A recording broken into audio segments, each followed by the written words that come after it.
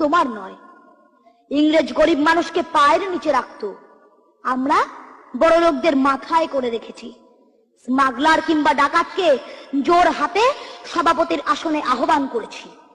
ইংরেজ এদেশের ধনসম্পত্তি লুট করত, আমরা দেশটাকে বেচে দিচ্ছি। ইংরেজ দিয়েছে চাবুক, লাঠি, গুলি, আমরা দিয়েছি মাস্তান, মাফিয়া, নেতা আর বুলি। ইংরেজ দিয়েছে কালাপানি, সেলুলার জেল, আমরা দিয়েছি টিভিতে সুপারহিট মোকাবিলা আর আইনসভায় আয়রাম গয়রামের খেল। 56 বছর আগের এক মধ্যরাত্রে পরাধীন এই দেশ ছেড়ে তুমি চলে গিয়েছিলে। স্বাধীন এক স্বদেশে ফিরে আসার স্বপ্ন নিয়ে তুমি ফিরে আসোনি। স্বাধীনতা এসেছে, তার কাঁধের ঝুলি ভরে নিয়ে এসেছে।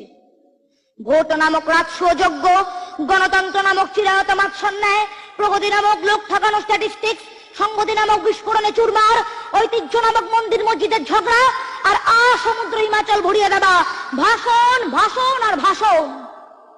56 বছর ধরে তুমি পাথর হয়ে আছো। 56 বছর ধরে ভারতবর্ষ অধীর অপেক্ষায় কান পেতে আছে।